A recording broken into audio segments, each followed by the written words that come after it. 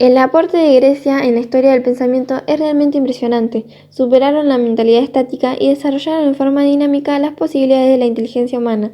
Raymond Goethel señala, los griegos, imaginando al universo como producto de la razón, creyeron que las fuerzas de la naturaleza eran susceptibles de una interpretación sistemática y ordenada. En Oriente la naturaleza aplastaba con terror y venganza a los hombres. Para los griegos constituía una fuente de beneficios. La palabra democracia significa autoridad del pueblo, gobierno del pueblo. La forma que tuvieron los griegos para organizarse nunca más aconteció a lo largo de la historia. Todos eran iguales ante la ley y podían participar, opinar y votar ante la asamblea. La mayor innovación de los griegos helenos es la participación de la gestión estatal. Por otra parte, no participaban los extranjeros, niños, esclavos y mujeres. Solo los varones mayores de edad eran considerados ciudadanos, por ende tenían el poder de participación. La polis eran pequeños estados con una ciudad como centro y una zona rural. Pericles, en un célebre discurso, describe con orgullo el sistema político implantado en Grecia. Nuestro gobierno se llama democracia porque la administración del Estado no pertenece a unos pocos, sino a unos muchos. Cada ateniense, de cualquier condición que sea, si tiene algún conocimiento y virtud, está obligado a procurar el bien y la honra del Estado.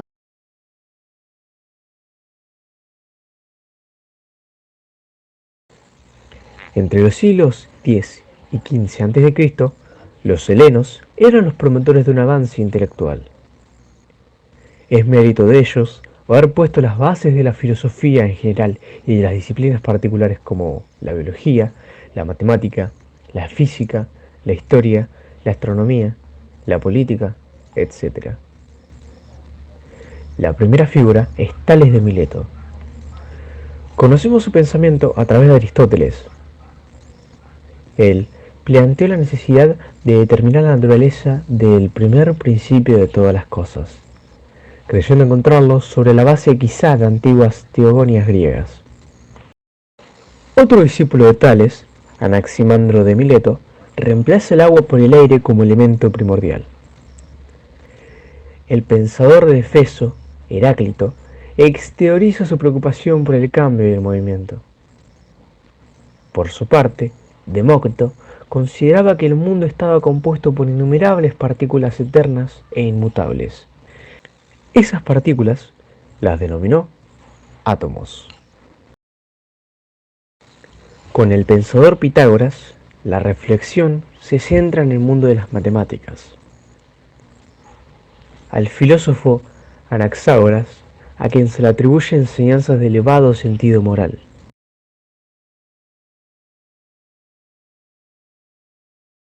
Durante el siglo V a.C. se desarrollaron enseñanzas a los discípulos de los sofistas acerca de la democracia ateniense.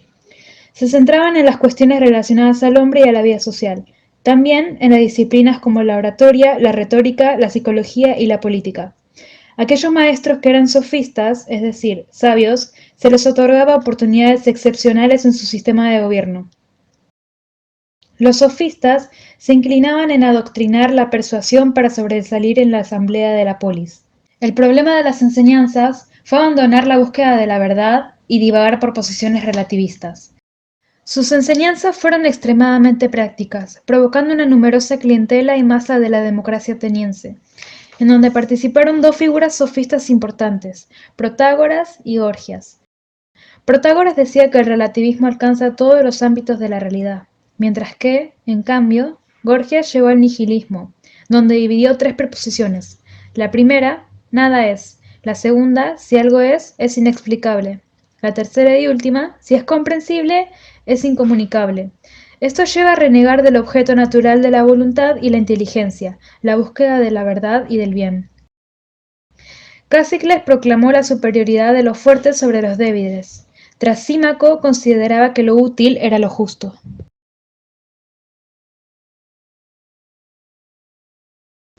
Sócrates fue un pensador que, a diferencia de otros, nunca dejó nada bajo su nombre. En cambio, su discípulo Platón, en su obra, pone a Sócrates como el eje principal de las ideas filosóficas. Esto enseñaba en la vía pública, incitaría a los discípulos a la reflexión. Él quería que sus discípulos entendieran dichas enseñanzas. Sócrates empleaba el arte de la interrogación, la ironía. En Toledo advertía que el comienzo de una postura humilde invitaba a los interlocutores a definir algo. con la intención de alcanzar la verdad, lo cual no era logrado por los interlocutores en primera instancia. Estos se habían obligados a desarrollar más una idea, a lo que Sócrates llamó mayéutica, el arte de la obstétrica o parto de ideas. El concepto de verdad, según Sócrates, es algo que según él debe ser alcanzado por uno mismo. Según el pensamiento socrático, lo que está por encima de todo es la sabiduría.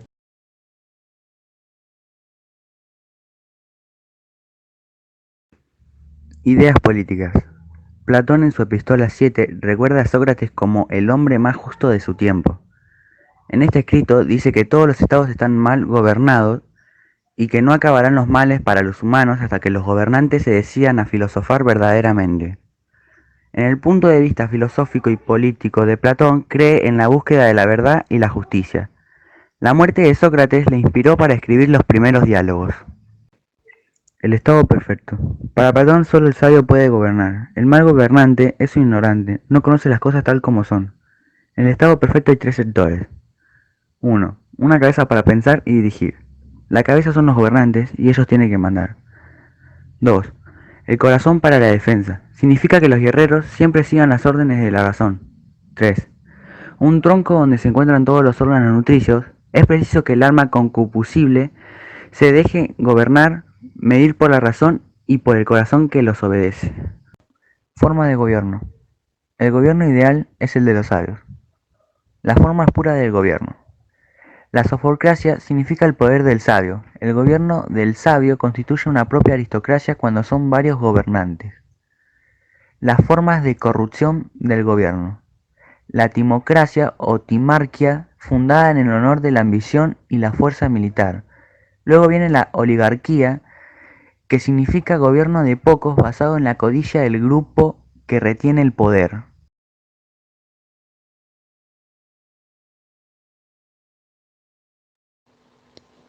Aristóteles coincide con Platón en cuanto a la búsqueda de la verdad, el bien y la justicia, pero sus puntos de partida son diferentes. En Platón prevalece el método deductivo y en Aristóteles la inducción. Esta consiste en llegar a la conclusión general a partir de la observación de casos particulares. Constitución del Estado según las causas primeras. El conocimiento de lo que esencialmente es el Estado se adquiere en la perspectiva filosófica de Aristóteles, a través de las causas primeras. Eficiente, material, formal y final. Eficiente. La causa eficiente reside en la naturaleza humana. Material. En el esquema de Aristóteles, población y territorio conformarían la causa material del Estado. Formal. La causa formal es el orden, la forma que le da a toda la comunidad política. Final. El bien común es el fin o causa final del Estado. Para ser efectivo dicho fin debe ir acompañado de las virtudes sociales, sobre todo la justicia y la amistad cívica. Forma del Estado. Hay formas puras e impuras. Estas las encontramos formuladas en la política. Formas puras. Aquel Estado cuyo fin es el bien común. Formas impuras. Es cuando su fin no tiene que ver con el bien común, sino personal. La forma del Estado puro es compatible con formas del gobierno de uno, varios o muchos. Cuando las formas de gobierno no perseguían el bien común, entonces estamos en forma de estado impuro.